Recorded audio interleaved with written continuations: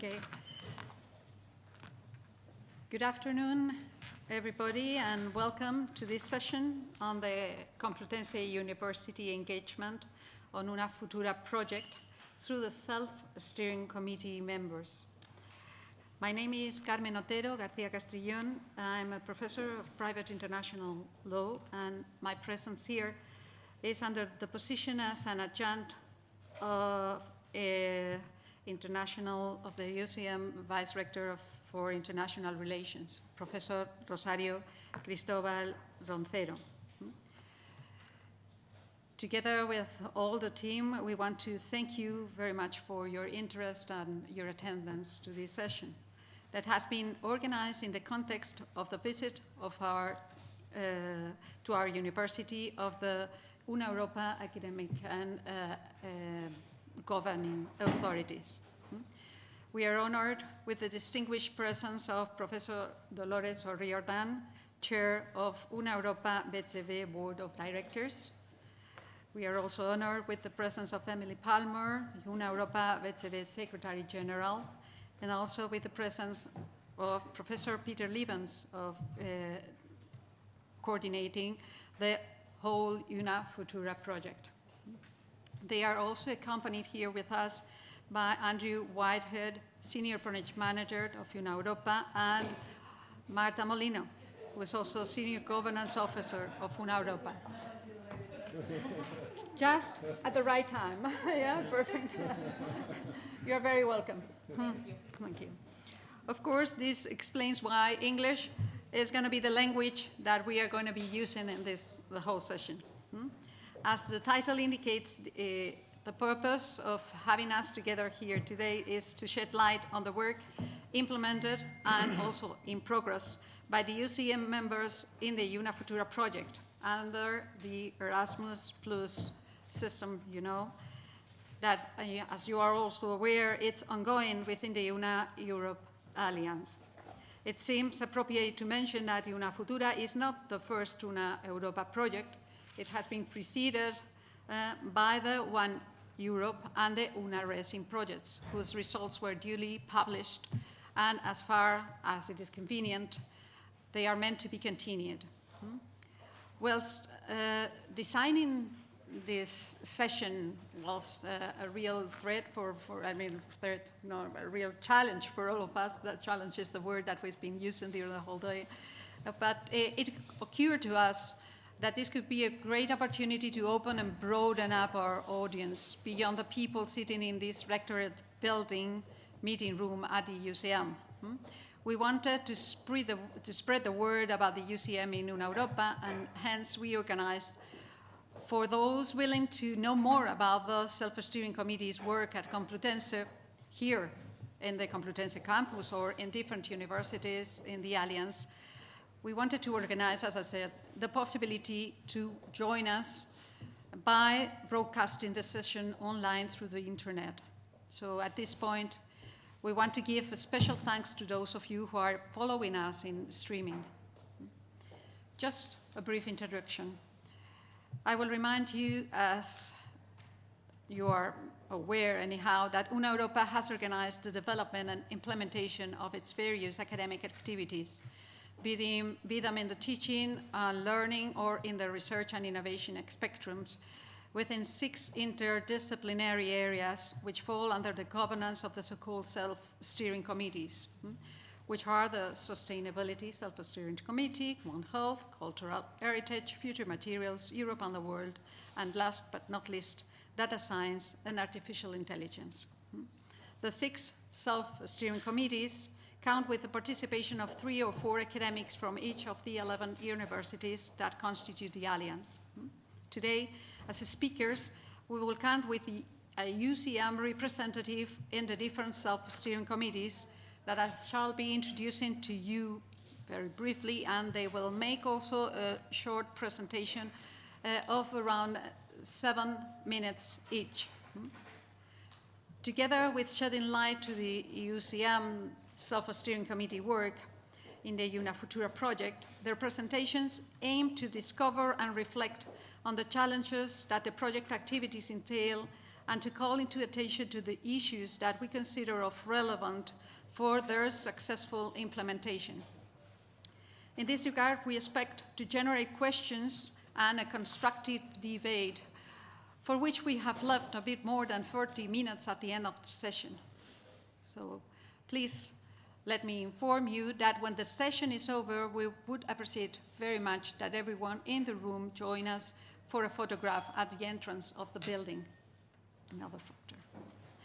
But before the initiation of this debate, we will also count with the presentation of the UCM involvement in an important organizational element within the UNAFuturo working structure, the so-called transversal themes, that is, as its own name explains, the groups in charge of issues that are transversally present in any of the academic working areas, for example, diversity or mobility. But in our case, the UCM, together with the University of Edinburgh, co-chairs the transversal theme on research and innovation, which is meant to stimulate and promote these aspects in the self-steering committee endeavors. Therefore, its presence in this session, just after the self-steering committee presentations, is more than justified. At least that's what we understand. The UCM champion in this area will be introduced in due course, and will also count with 7 minutes for his intervention. I believe that for now I have consumed my time, and without any other preamble, let me introduce the first self-steering committee UCM representative. In this case is Dr. Álvaro Ramírez García, professor of biodiversity, if I may use the translation, ecology and evolution, of the Faculty of Biological Sciences. But if I may be allowed, since we are also speaking in favor of the use of our languages and our categories, I would like also to say that you are a profesor titular de Biodiversidad, Ecología y Evolución en la Facultad de Ciencias Biológicas de esta nuestra casa. Please, when you wish. Well, thank you very much. Good afternoon. As Carmen said, my name is Álvaro Ramírez. I'm going to explain briefly the work we've been doing in the Self-Esteem Committee in Sustainability. I've been involved in this project, in the One Europe project, and now in the UNAFutura project from the beginning, so I'm kind of well aware. I know well how this project is been going. So I will basically start with two main reasons why we are here, and then I will start explaining briefly the formats and how we are working through this UNAFutura project. The reasons are basically twofold. The first one has to do with commitment. I mean, sustainability, we are all aware of the problem we are facing as a result of human activities. So personally, professionally, as a university, we are committed with the issues related with sustainability and all the problems we are facing, and also trying to find the solutions.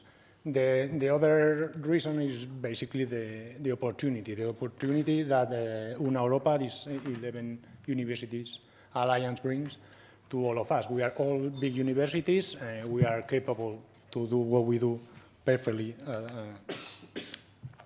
in research, in education, but putting together such a big number of universities, or such a big number of big universities, allows us to reach further objectives. And I think that's a real opportunity also for UCM to go or to expand to some areas that, as we've seen today, have to do with multilingualism.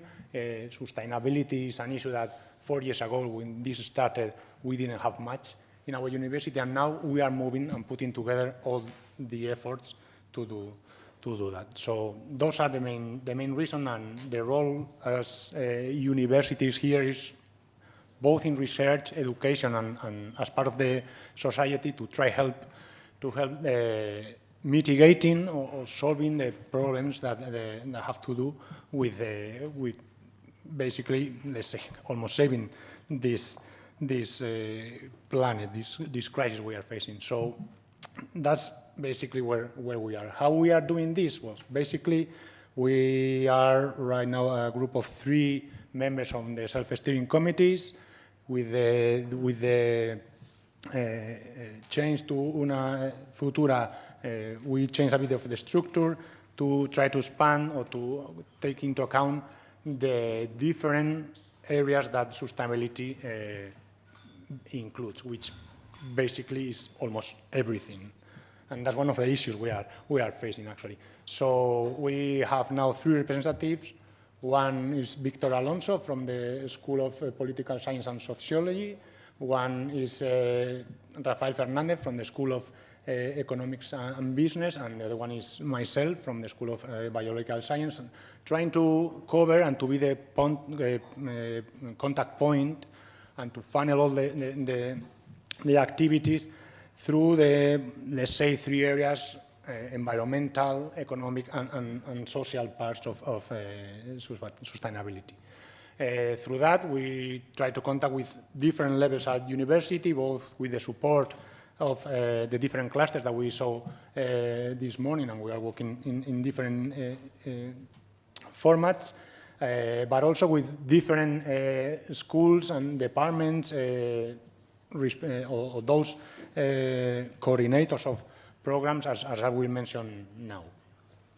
Next, please. Yeah. So I will explain, after the reasons and the structure, what formats, or which formats we are working in this self-esteem committee. We are trying to combine both research and education and teaching. In some of the formats, we do it more explicitly. In some other, focus on one or the other area. But basically, we have some small formats where we hope they will be easier to start with, to start some kind of proof of concept with a few smaller groups, and then if they are successful, expand them to other levels. And some others are big enough that they don't need expansion, as you might know with the joint bachelor in sustainability. So the first 2, the COIL, the Collaborative Online International Learning, is a small format where we want to put together 2 groups of students with teachers from 2 different universities to be able to collaborate in a series of seminars or in a module within a course where they will be able to interact and learn from each other. It should be a simple, let's say, task. We have started contacting, in this case, with Berlin to explore the possibility and see if we can go further with this project. The second one, the Master International Research Internships, the MIRI, is also something that seems to be feasible in terms of, is basically trying to find co-supervisions of master's project where we bring together both the research and the educational part. I think right now, as I mentioned, we reached all the program coordinators or the master's program coordinators at UCM to try to find potential interest to build this proposal. The third one is an ongoing one where we are going to celebrate this summer, the first week of July. The summer school in sustainability is focusing on PhD students. It will happen in Bologna. And this year is going to focus on how to communicate, how to educate on sustainability. We have teachers from different universities who are going to move there, since it's linked to a blended intensive program. And the students will also go from different universities. The idea is that every year this summer school would be hosted by a different university and would also change the topic within the sustainability. Next, please. Yeah. Two of these formats come from the One Europe project. The microcredential in sustainability has already started. It started last year. It's been led by Helsinki University, and we are contributed in a series of MOOCs where the idea within the Una Futura project is actually to increase or to create an array of other MOOCs to complement, so the students would be able to choose from what we've been calling a basket of electives, where to be able to put them together and to get the micro-credential, right? So this is the objective for this next year. We are working on a MOOC on the have to do with Anthropocene, and actually Victor is leading that project. The biggest project we have is the BASUS, the Joint Bachelor in Sustainability. We are following the steps of the Joint Bachelor in European Studies, but since this project is ambitious, we were ambitious, and we are trying to go further. And further means that instead of having the students starting in different universities and then doing mobilities, our proposal is to put all the students together in the first year in the same university, initially in Krakow, and later they will move to one of the 6 tracks that different universities of the Alliance are offering. We have all sorts of issues with this, mobility issues, and it's a big challenge, but we are right now in the process of the accreditation of the program. And the last of the formats where we are working is these transversal research teams, which is a format that I think many of the self-esteem committees are working from different approaches, since, every format is kind of an experiment, and we could say that we are, let's say, building or creating the wheel every time, but I like to see that we are actually experimenting different ways of doing kind of the same or similar things, and then we will end in maybe one or more solutions. In this case, the idea is to put together researchers who work on sustainability, and the first step is basically to identify such researchers and then try to find topics, projects, goals where they can actually build their research. And last, yep. So challenges, I would say many, but of course we have to go one by one.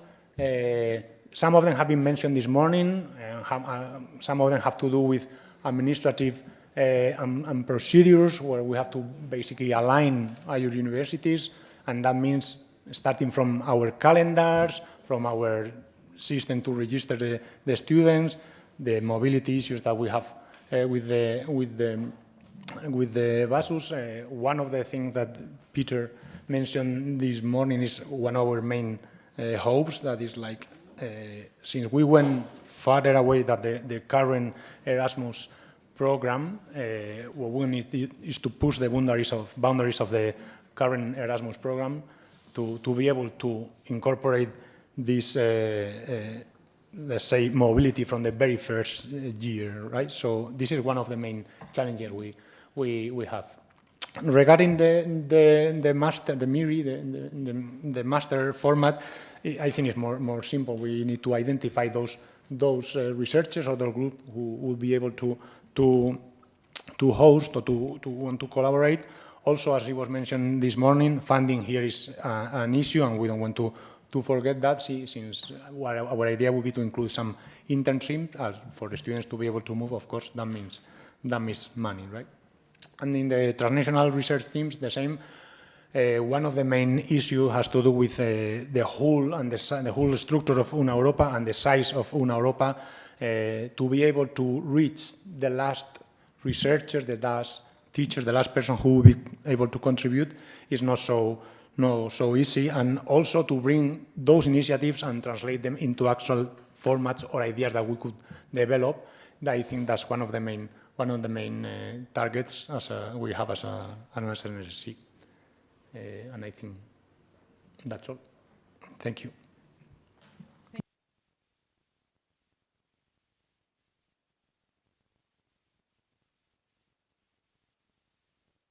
Sorry, I apologize.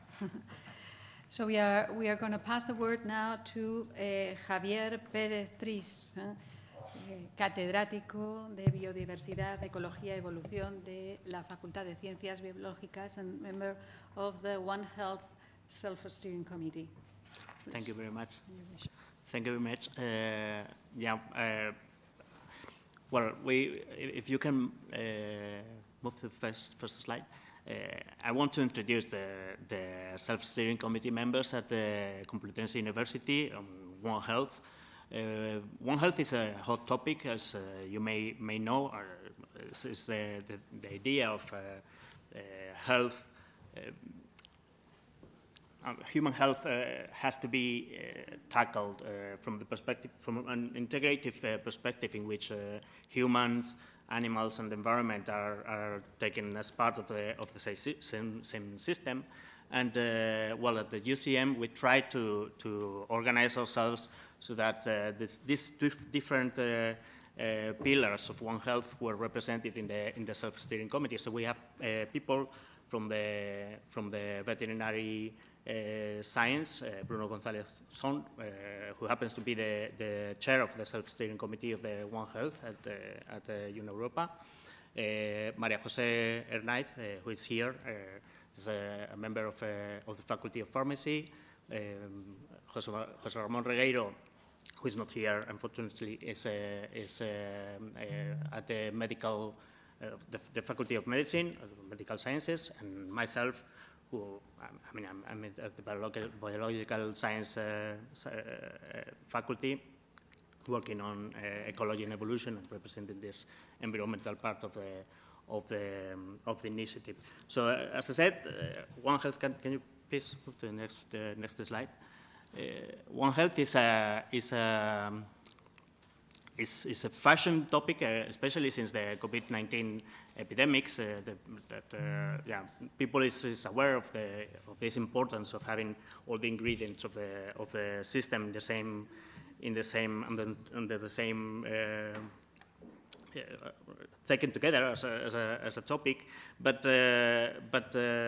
one important thing is that we have this concept, but we have difficulties. It's challenging to bring it into real action. So the ideas we have been developing at the SSC of One Europe is to try to bring this idea of One Health into real action, from thinking to action. So we have these different formats. The first one, which is still growing, is an executive master, which is directed to professionals who are working on different institutions or as professionals in companies, in NGOs, and so on, trying to make an intersectorial action of training for people who will be taking action and making decisions related to health, to get proper training that will allow them to put One Health concepts into action.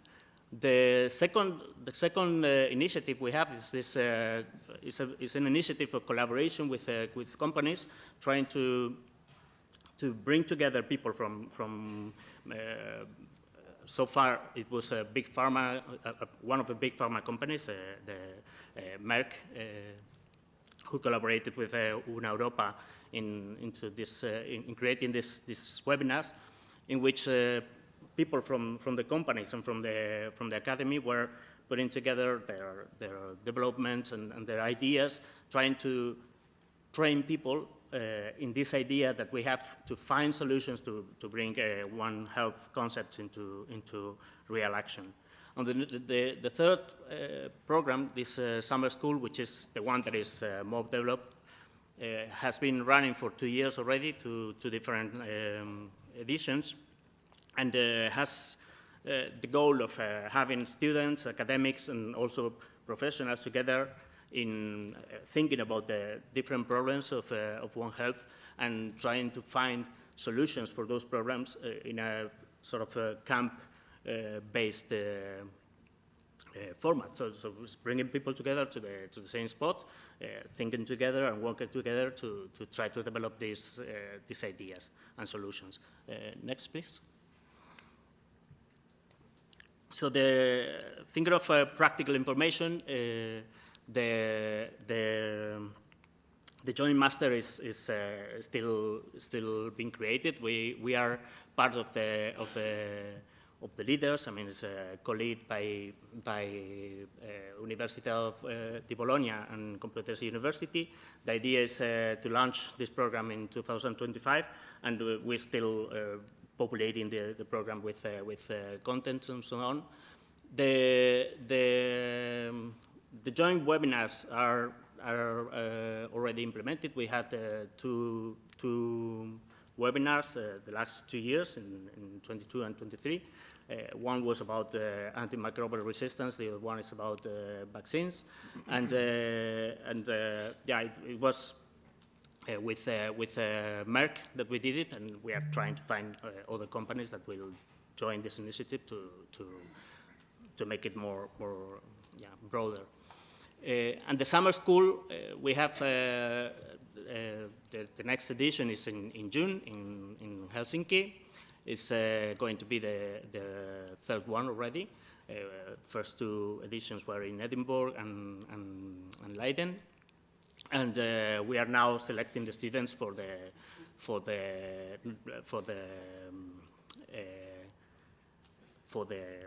course. So this year is directed to PhD students, and people is going to be moving to the school, assisted by one of these BIP programs that is also approved.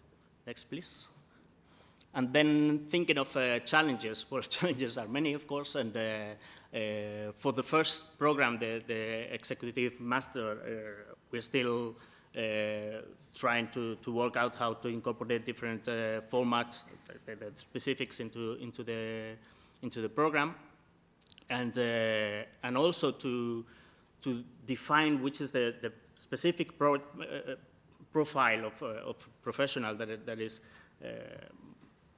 most valuable for this training, because I mean one of the good things of the One Health initiative, but also the main challenges of the initiative as a whole, is that it's very broad in terms of disciplines. So we think of professions related to health, like, for example, medical professionals or vets or biologists, but it also involves people who work with social sciences and other disciplines that have a strong impact in health and in health decisions and policy making and stuff.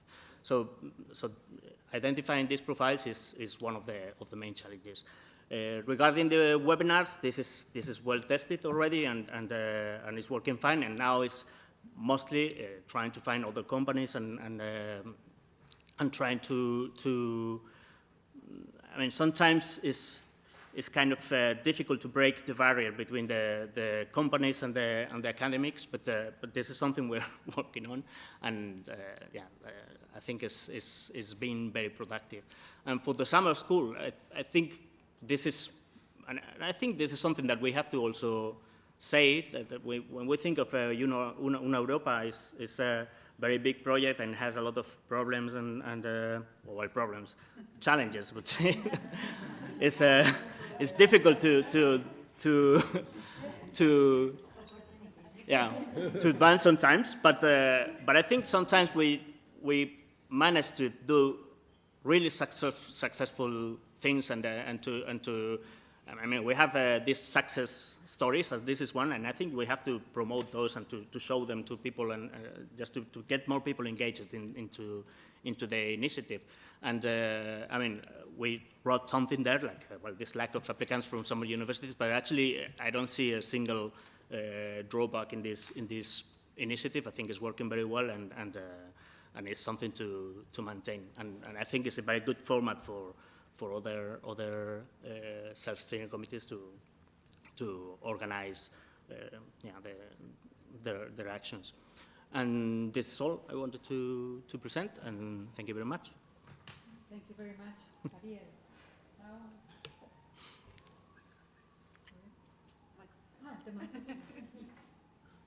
I don't live for the technology, sorry. Thanks again, thank you very much. And we move to a different subject, though we are very transversal, anyhow. We are moving now to cultural heritage, and Professor María García Hernández, who is an expert in Geografía Humana from the Faculty of History and Geography, Geografía y Historia, de nuestra universidad. You have the word. Thank you so much. Welcome, people from Europa, and I hope you enjoy Madrid and this good weather today. And good afternoon to everybody. I am member of the UCM Self-Esteem Committee on Cultural Heritage since the beginning of One Europe project, so I know all the things that we have already done. I worked with Juan Martin and Ana Janet, who was the members of the Self-Esteem Committee, and nowadays Carolina Rodriguez and Juan Carlos Revilla have just joined to the UCM Self-Esteem Committee. So we try to change a little bit in order to have continuity with the activities already done. The next slide, please. In the framework of the Una Futura project, we lead one action, that is the lifelong learning certificate. We are preparing a certificate on the topic of the relationship between heritage, cultural heritage and tourism. But we also contribute to the other actions that are led by other universities in the Alliance. So we work also in the consolidation of the Una Herdoc program, because we take part of these actions since the beginning of the Una Herdoc program. We also has participated in the preparation of the Marie Curie doctoral network in order to get financial support for the Una Herdoc program. We applied the last November for this call, and we are expecting the result. So we didn't yet know what is if finally we will get this project.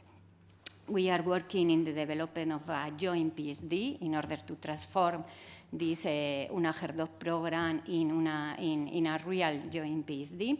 We are working in the consolidation of the transnational research teams in the framework of the One Europe.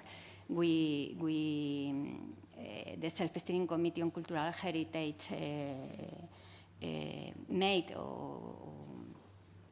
these transnational research teams, because we consider that having the research teams is very important for a doctoral program.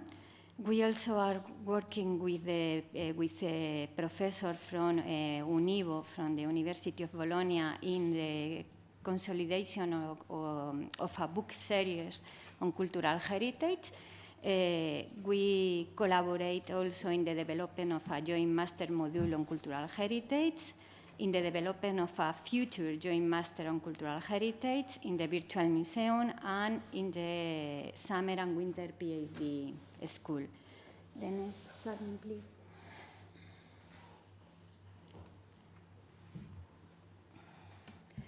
And this is the timeline for the actions that we lead in the framework of Una Futura project. So nowadays we are working in the beginning of these actions. So we are talking we have formed the teamwork to design the long learning certificate, and in the next month we want to talk with Amandine Durat in order to know what a micro-credential works in order to adapt this long learning certificate to the format of a micro-credential.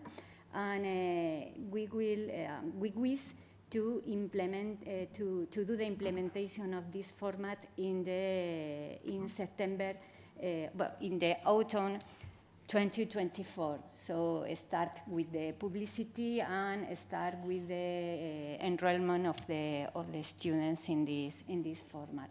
And finally, the course will take place in January, from January to June in the next year. And Carmen? And this is our history. UCM Self-Esteem Committee on Cultural Heritage has had an active engagement in the development of una HERDOC program. We have organized the 4th doctoral workshop in Madrid on urban cultural heritage.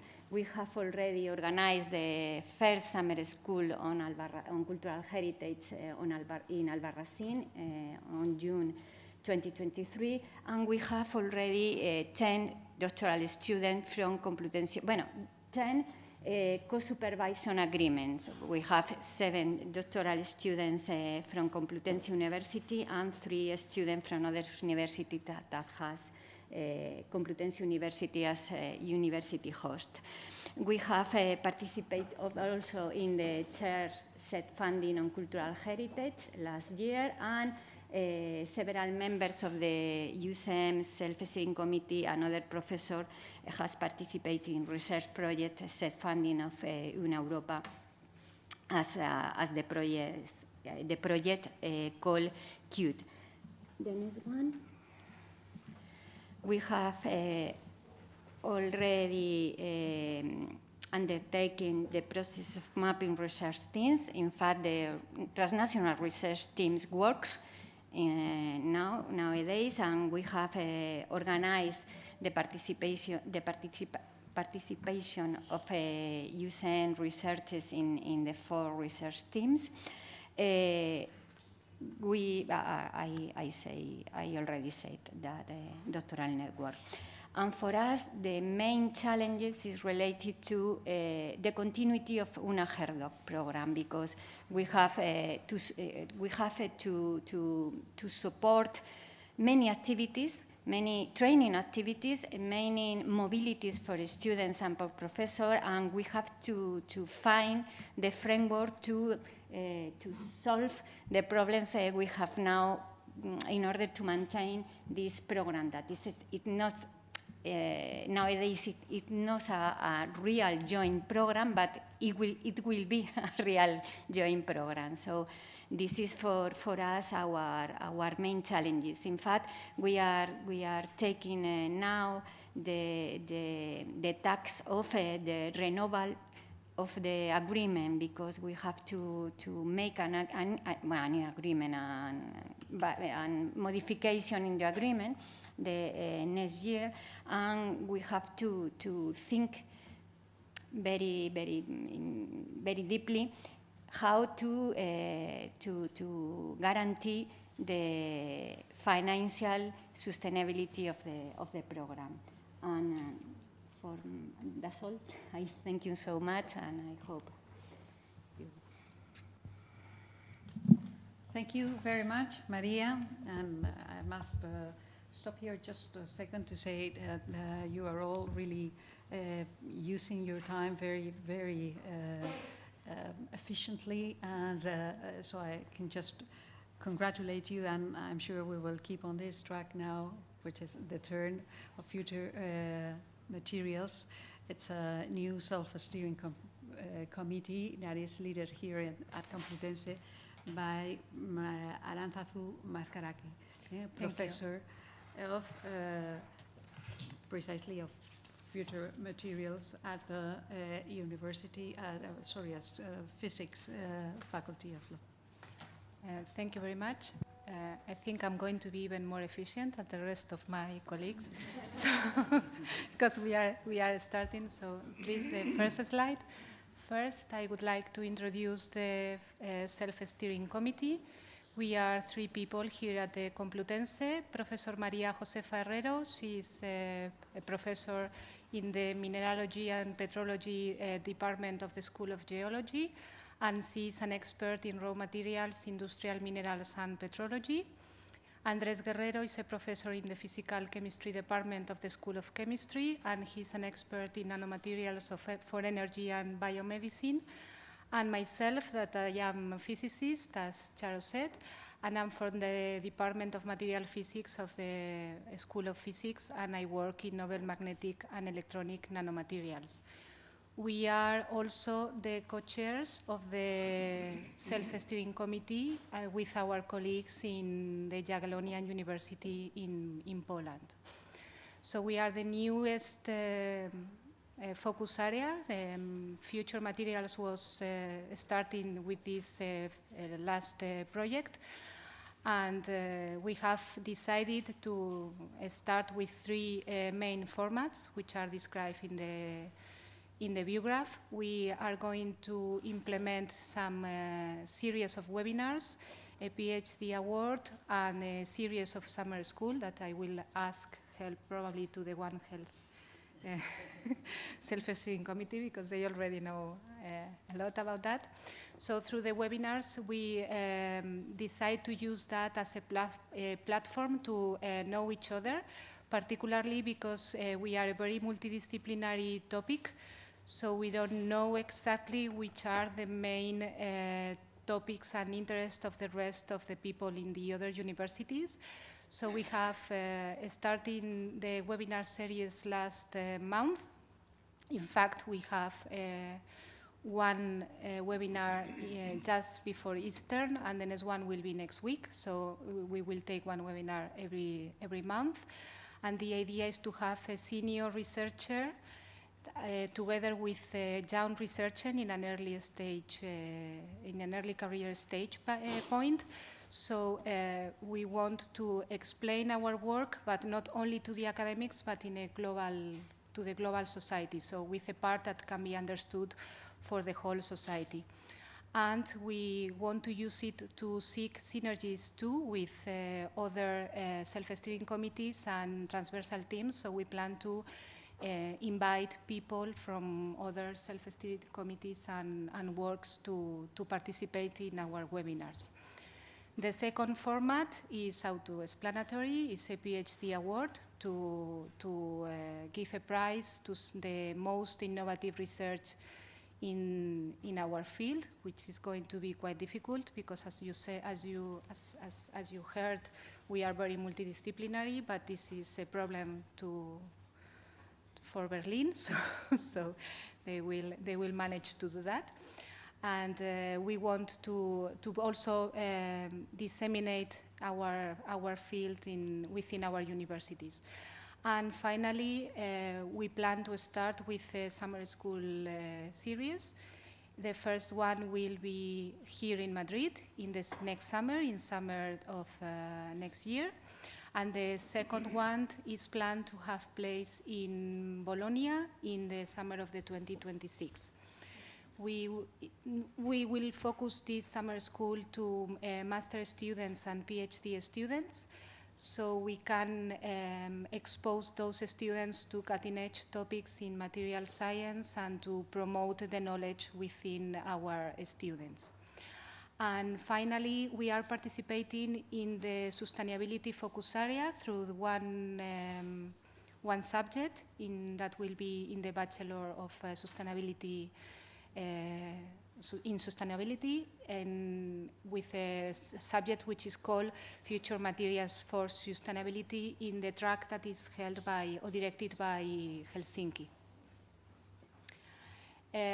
Well, as you can see, we think that using our formats, we will move towards the university of the future in several ways. With the webinars, we will love to contribute to consolidate the educational model based on research and interdisciplinarity. With the PhD award, we want to enhance collaboration with research and also with innovation. And with the summer school, we want to focus on the students, particularly in the last stage students, as I said, in master students and PhD students.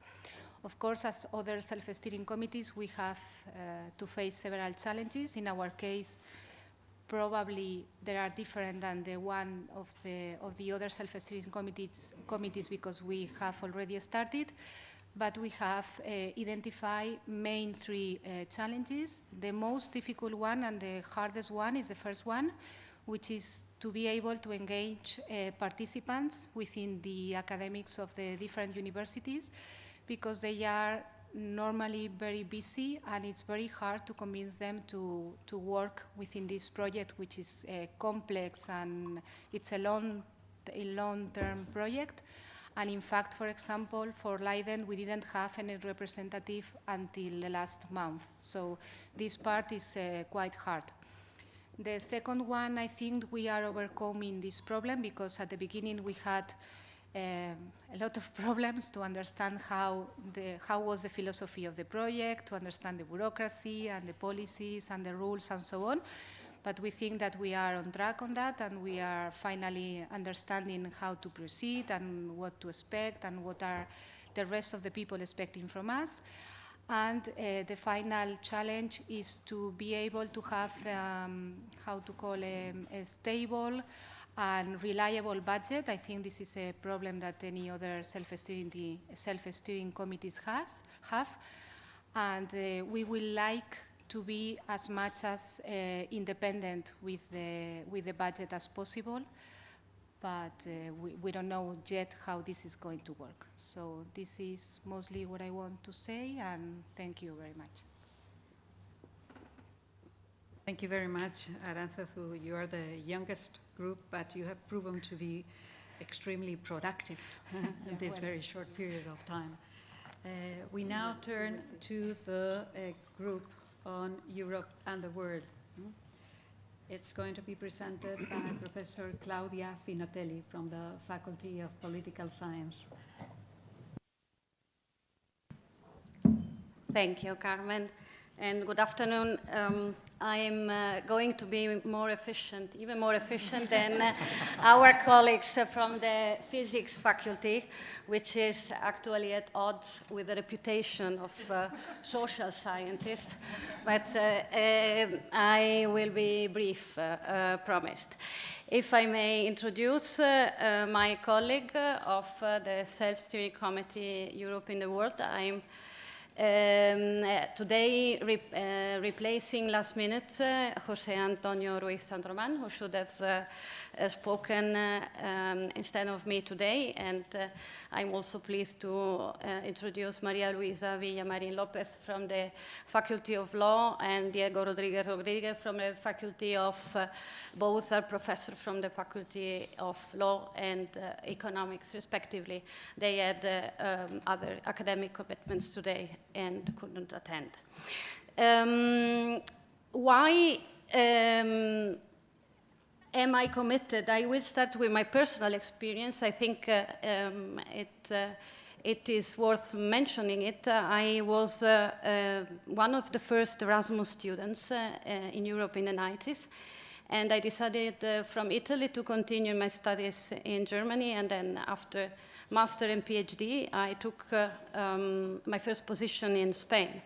So I think I had the opportunity to know from first hand the importance of academic cooperation and exchange to foster or to strengthen European cohesion and a European sense of belonging, which is particularly important, especially in the turbulent times as those we are going through today.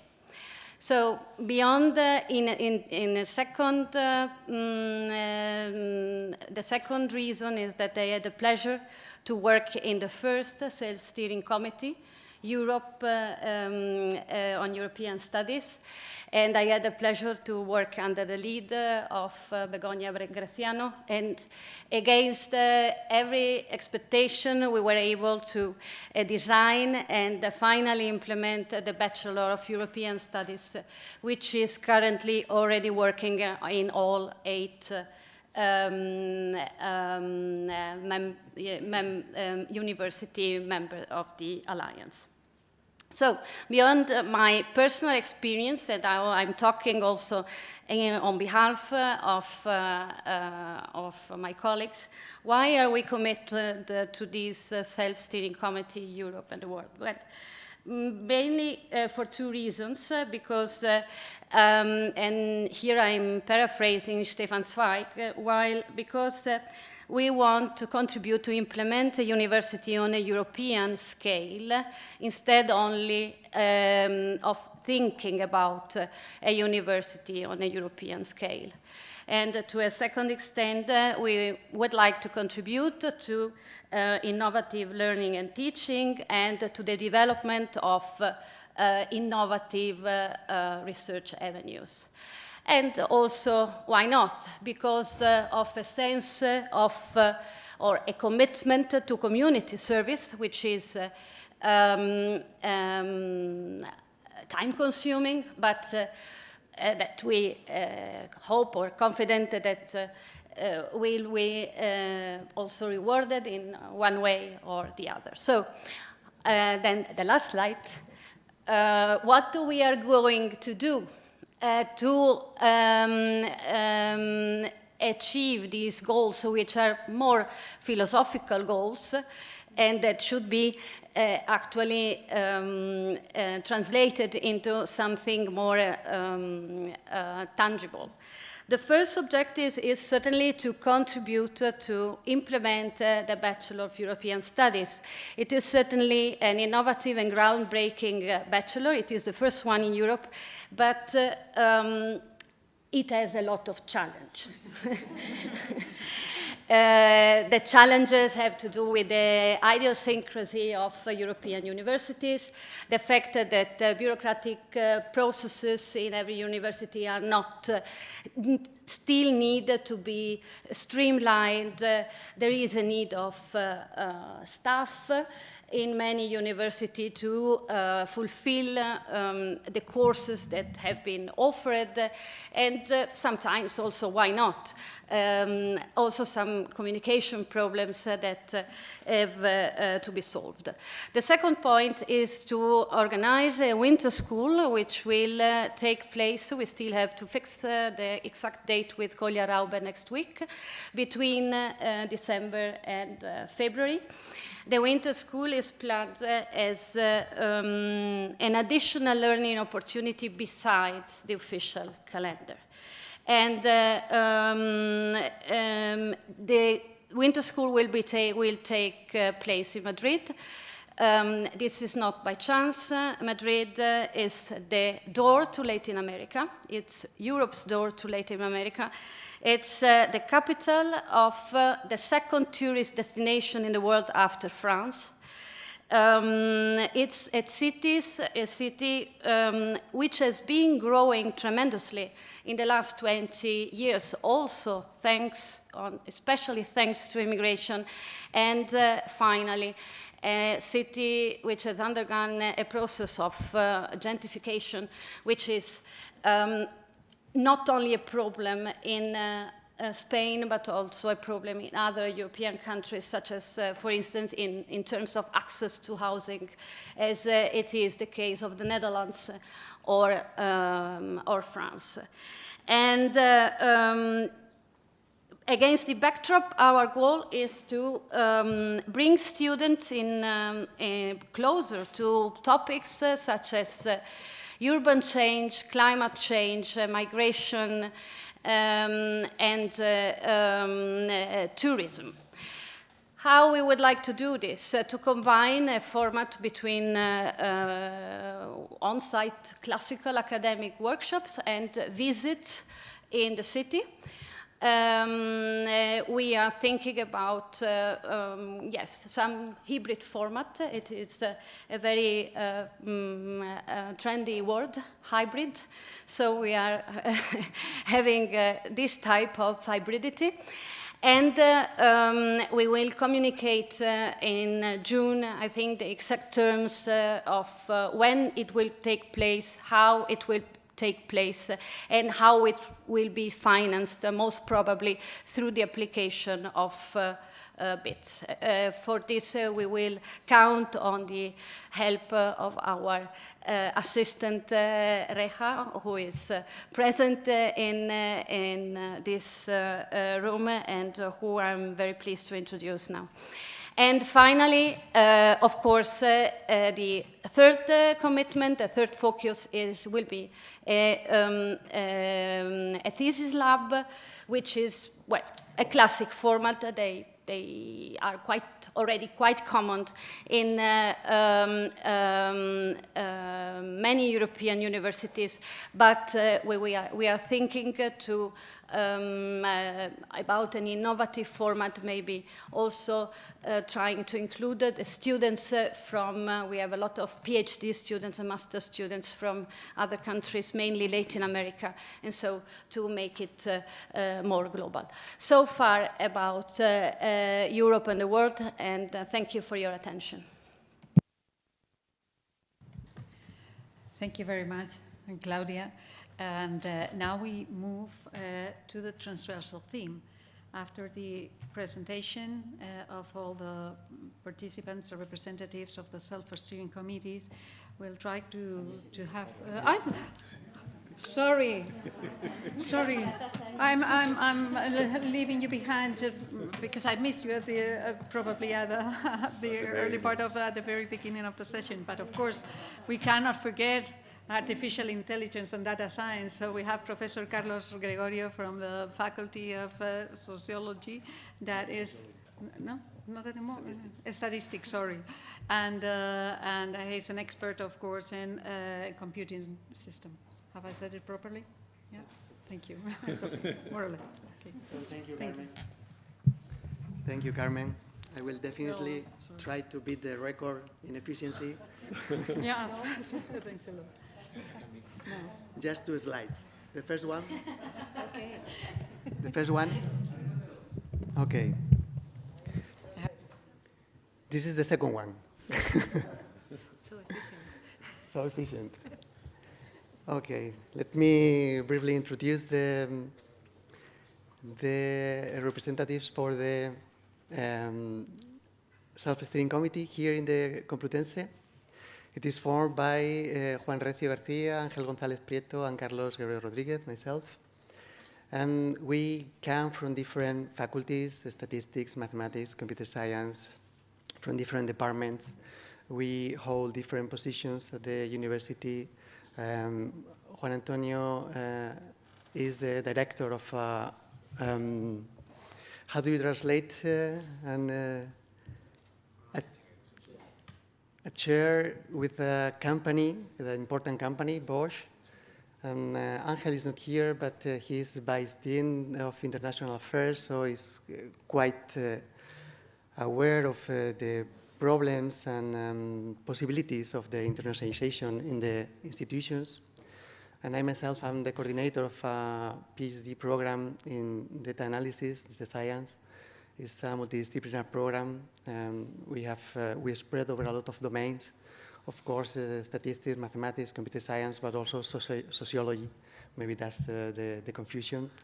And medicine, health, tourism, marketing. So really interdisciplinary.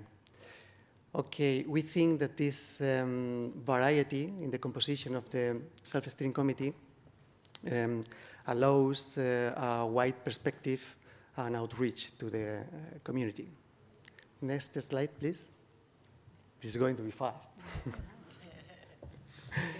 Yeah, we are taking part of the 6 actions defined in the strategy and action plan of the self-steering committee, of the General Self-Steering Committee for Europa. I have divided the actions into columns. Some of them are follow-ups from the previous project, When Europe. There is a small mistake in the slide. Okay, A3, action 3, the MOOC in society should be in the contributed row, but well, it's quite small. So we have definitely contributed to AI in society. Together with the University of Paris-Sorbonne, we have developed the module for the MOOC A in democracy, and there are other modules under work.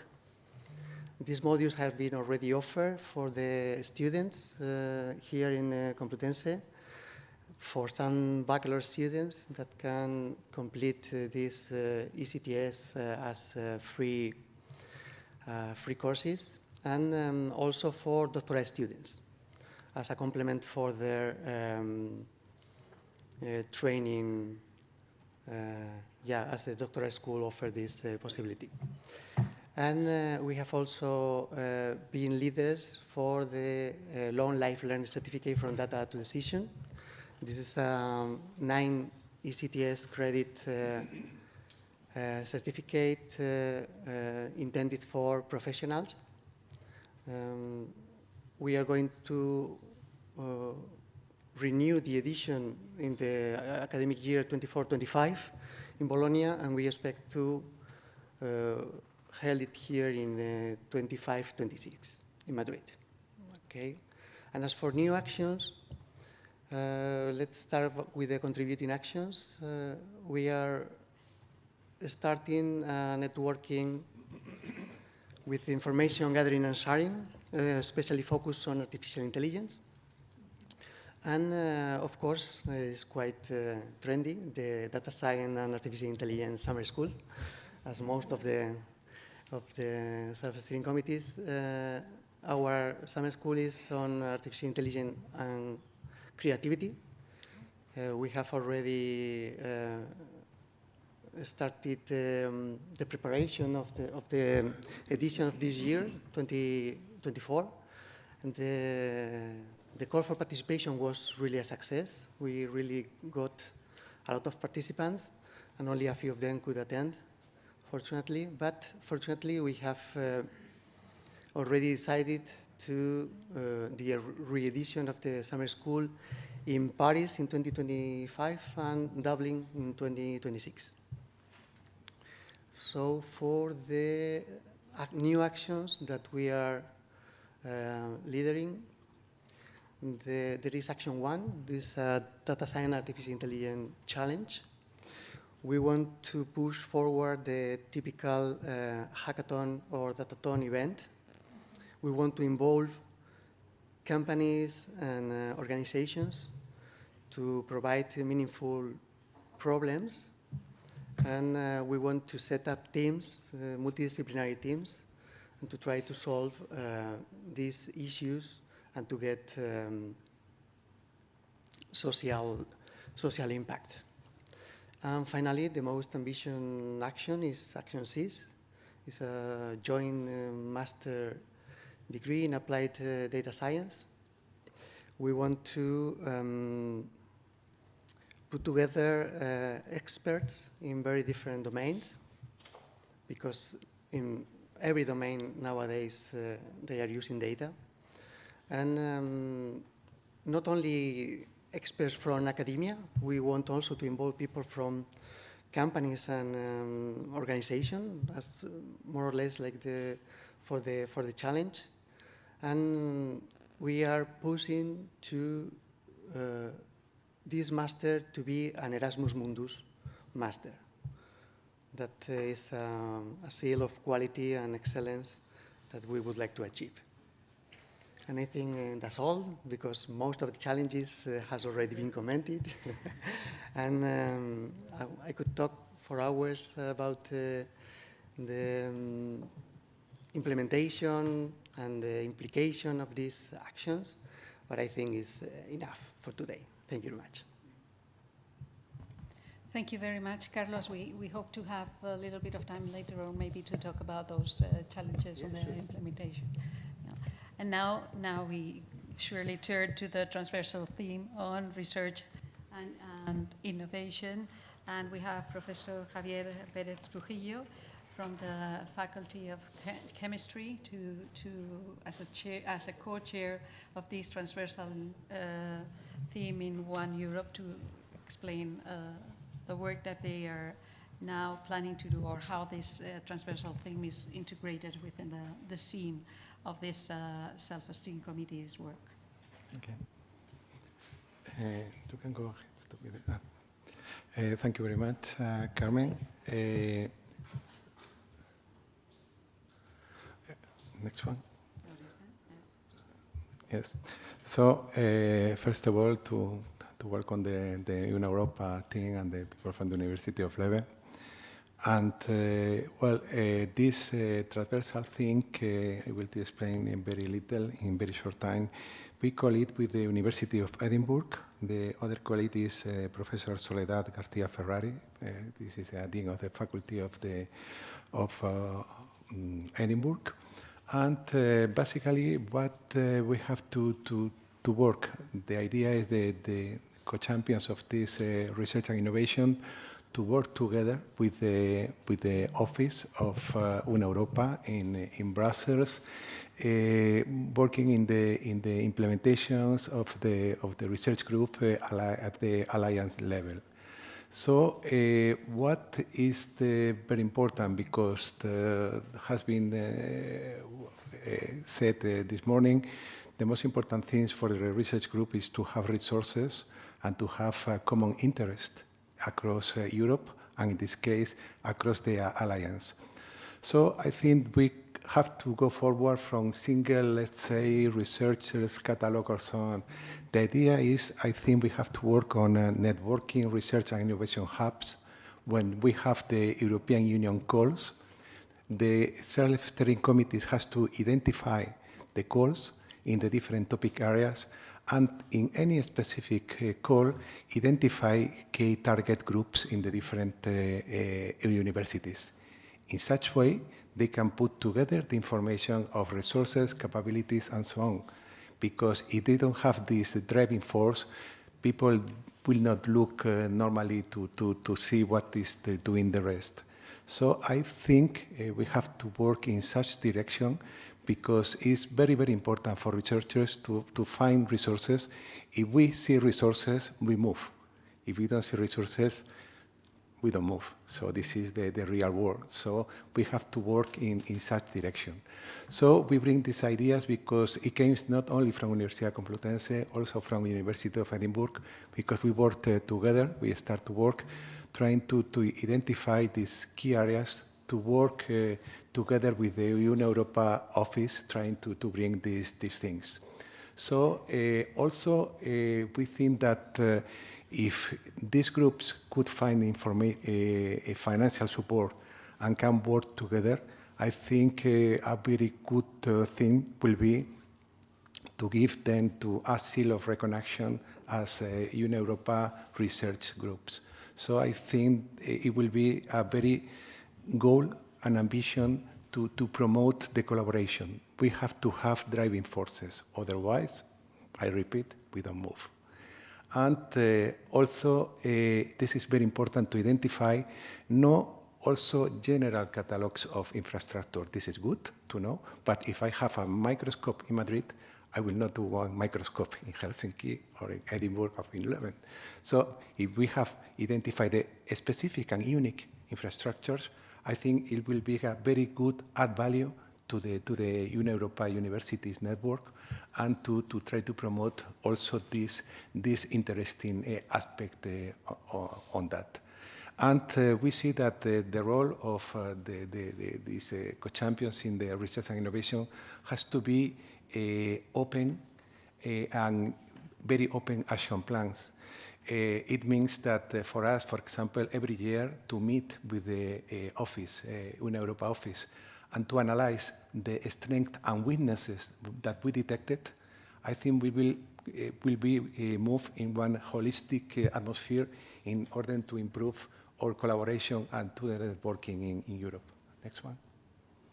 So this is why I see this action plan, the implementation of research group at all levels in the Alliance.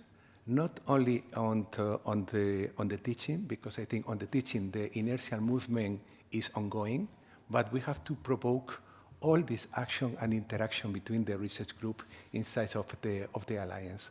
So this is why this networking has to be focused. No a general knowledge catalogs, no. Topic, specific topic and target topics is how it works. I have my topic, I have the money, I have the possibility, I will move. I think this is the interesting things. Another important aspect we have to consider inside of the Alliance that we discussed also with Edinburgh is that when we applied for one European project, will be not only partners from the Alliance, for sure will be others from another universities or another alliance, and also industries. Some specific calls requires industries. So we have to identify this specific target and perhaps to have roundtables, workshops, to promote also the interaction between research group inside, outside, and industries across Europe. I think this is another important point to consider and to try to strengthen in the future inside of the alliance. So we have to work together. This is my role will be not only for the Universidad Complutense de Madrid. We have to be with all the universities in the alliance, and to try to strengthen and to approach the research group to the Europa office to promote all the synergistic effect, and also to work with the decision bodies, trying to promote, to give ideas, and as I said, to analyze the strengths and weaknesses and work in such a direction. But everything, I think we have to strengthen as a very key point, the coordination with the Europa office. So another important aspect is to collect in one, I promise, Emily, small reports, the feedback from the industry, foundations, and stakeholders, trying to have this possibility, and also to work in perhaps to attract financial support for seminars, summer schools, grants to support students in different specific topics for big foundations or big industries across Europe. We think also will be a very important thing to work in this transversal thing. Please, the next one. So the challenge, I think we have to promote the access to unique facilities. As I said, unique. I think we have to target, specifically target. Also to promote more, that is still ongoing, the open access policies, open access things, I think is very important, as well as the citizen science. Because another, I think, add value that we can have in Europa is in the project to work together, not only chemists or physics or engineers. In some of the projects I lead in the European Union grants, we have also sociologists to analyze the sociological effect, lawyers, because they analyze some legal barriers to implement final products, and people from environmentalist, economics. So this is a much more multidisciplinary approaches. So I think also we can identify this as a very specific add value on that. And on the mobility actions, we have, or we talk about summer schools, students. No. I think we have to be more ambitious. I think we have to promote also the mobility or staff, administrative staff, to see how they are doing in another universities and how they can bring new ideas and new procedures also to our university or to others. I have, Emily, a new idea, but I think you will support. We call Europa channel This is important that when we have good conferences, sometimes Nobel Prizes in any of our universities, to have a monthly calendar that in streaming what conferences could be shared inside of the Alliance. I think it's a very, very interesting thing because we can use this opportunity to share when a Nobel Prize, a very good person, even people from important industry, from Microsoft or whatever else. I think this channel is necessary, it's cheap, and it will be promote a very, very good interchange of knowledge among the universities. So also the add value for me should be the interaction between international states, access to the boards of employment of students, perhaps not at the beginning of this project, but perhaps if we can attract the patronage of industries, perhaps also we can work and not work only in research proposals for researchers. The driving force for our students should be good grants, good opportunities to go abroad. So we have to work also in such a direction.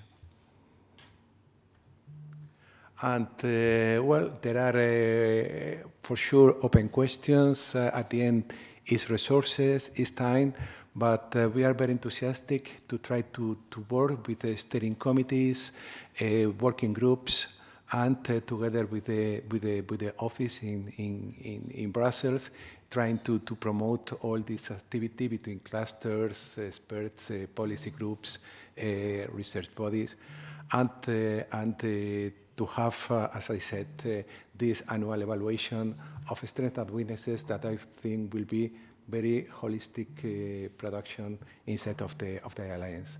And just to finish, to repeat that I will work at Complutense, but my role will be to work among the Alliance, trying to promote and to enhance the actions of our researchers, students, and administrators. Thank you. Well, thank you very much, also Javier, and thank you all.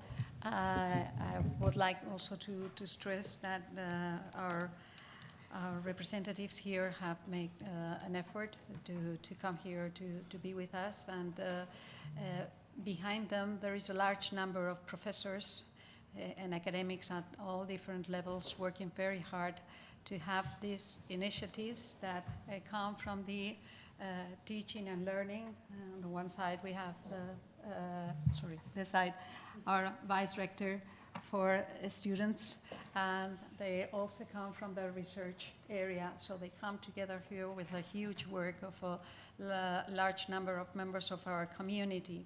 And this large number of members of our community is being expanded because the self-steering committees, what they do is actually integrating more and more academics, though as it was said already on this table, it's many times difficult to engage them because they are already pretty busy with their own 100 and multiple tasks. So it's a challenge also to have them stimulated with resources and also with other kind of compensations regarding teaching times and so on and so forth. So something that our university is very hard working in order to really make them feel that they are recognized in all the work they do. Now that we have made this presentation, of course, we would like to hear if our guests have any comments or questions and that they would like to pose to our representatives before they may probably want to formulate some questions to you as well. Please, Hebili. Thank you very much for this very rich set of presentations. It's really impressive, and yeah, we're just so grateful that you're helping us to build the core of our university of the future. So fantastic. What's really nice, of course, in One Europe, we had to pull the project together very quickly, so it was quite top-down, and we wanted to make some, big flagships like our joint bachelor.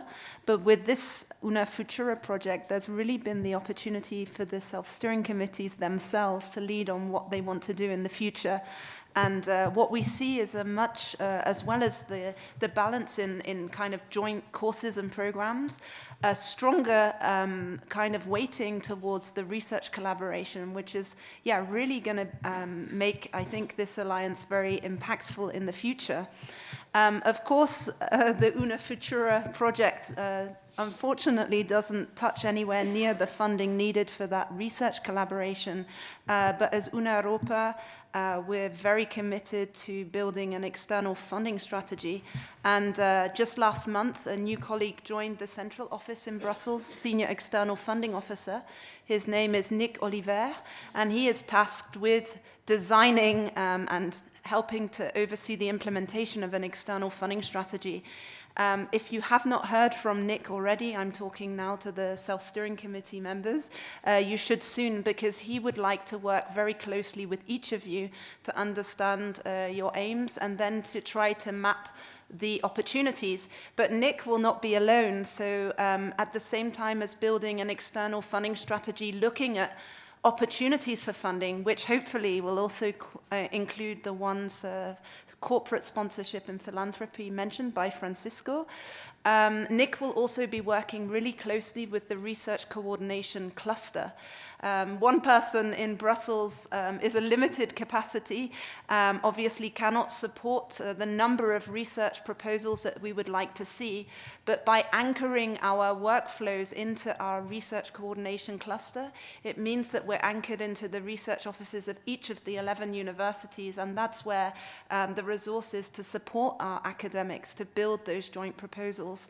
So we really hope for this to flourish in the months and the years ahead. And I think Francisco's idea of maybe reviewing it a year from now and feeding in our achievements and also challenges to the research strategy group is a very good idea. Thanks.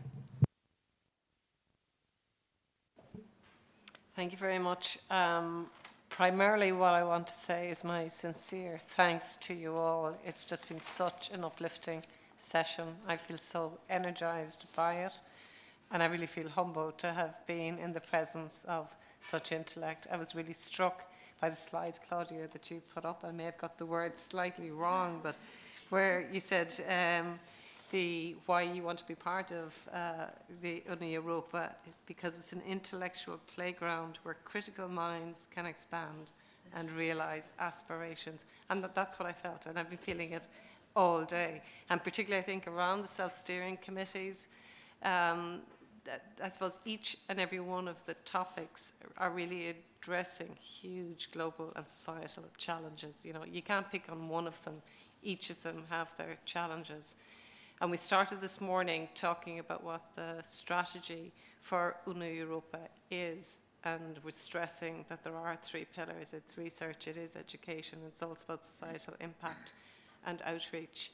And each and every one of you spoke to each of those, and the balance that's coming out, I think, is absolutely amazing, even though they are self-steering committees. So I've just had a wonderful afternoon. Congratulations to all of you. I'm really struck by the sense of community you have in this university around Una Europa. It's absolutely fantastic.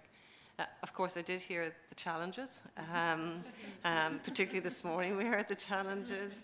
I think they are common challenges across every university, probably every university in the world, let alone every university in Europe. But I'm left with a lot of hope that I think there is the enthusiasm and there is the interest to find the solutions to the challenges that you're raising. I mean, I know we've had a bit of laughter around whether it's a problem or a challenge. I mean, there are problems there, but I think we do have the enthusiasm within the community to find solutions. So I thank you all very much. I fully appreciate it's not easy to condense down into a couple of slides, all of the work that you're doing, and you all kept to time. I'm also very conscious with English as my native language, even though we do have a second language in Ireland, the fact that you all could present so fluently, it is just so impressive from someone that comes in a fairly single language country. So thank you all very much, and particularly thank you to the organisers for making this happen today. Thank you. Do any of you would like to pose a question or present any issue? Please, Rosa. Thank you. It's not a question. It's just I think that this morning we were worried about problems, and sometimes we are in the middle of problems, of bureaucratic problems, and trying to create better conditions for the things happening. And then we see all the work that you have been doing during these years. Sometimes it's like, oof, it deserves, you know? So I just many thanks for the work of all the steering committees and the representatives from the Complutense. I think that they are doing a very good job, and I really appreciate it. And I think that we, as the government of the university, we are really proud. So thank you very much for the presentation, but most for the job. Please, Peter.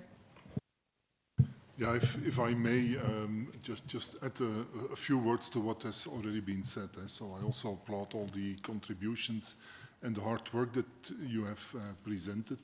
But I would like to link to a discussion that we had this morning, where we were trying to talk about the Una Europa message and the Una Europa task and the general scheme of things, and what we were ambitious in from the beginning is that every single project, every single action or initiative that we take within Una Europa should be worth the effort. And the common bottom line would be quality enhancement, making sure that what we do is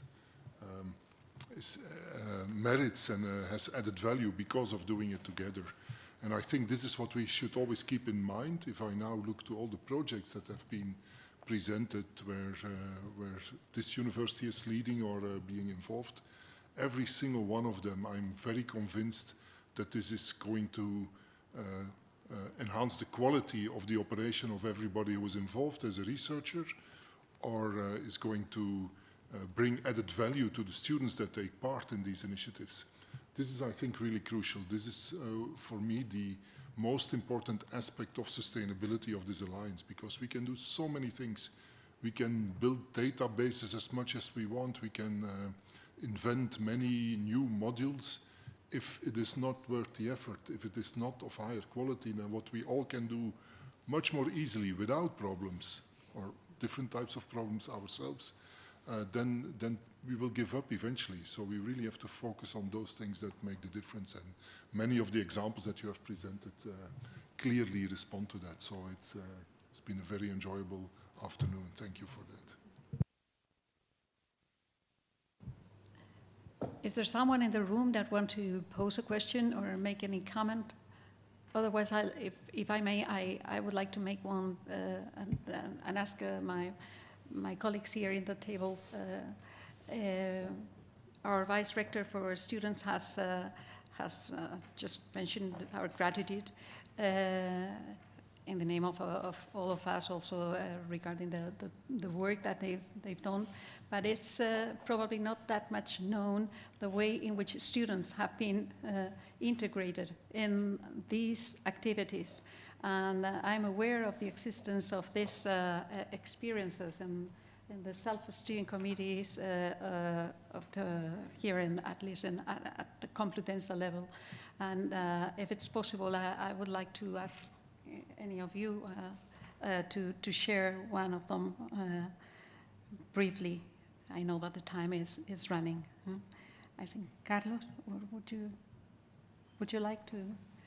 How the students are. Yes, please. Well, this is entering into some details. For instance, for the for the master, yeah, we want it to be multidisciplinary, but we want to be challenge-based and student-based also.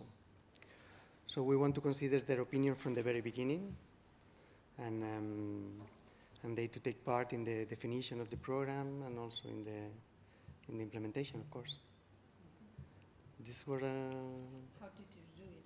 How did you do it? How did you have them integrated in the construction of the program and in the implementation? If you can give us just a few lines. Yeah.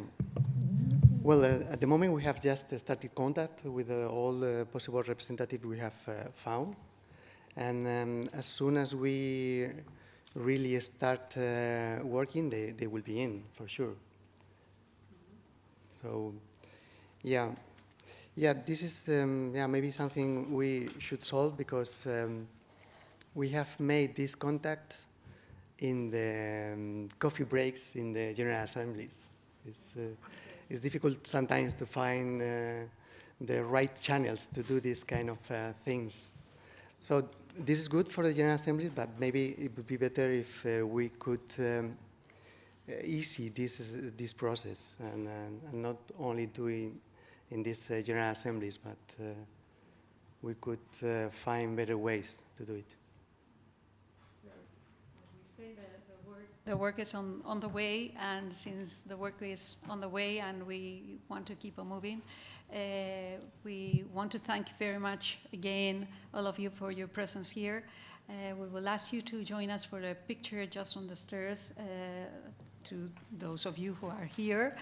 Of course, we say goodbye to all the people that are seeing us through the streaming connection, and would just make them a little bit envious, and the rest of you here too, because we have organized a brief visit to a very, very special microscope that we have here at Complutense, which make us very strategically interesting for researchers of very many specialities. So thanks very much. We'll keep on working for una Europa.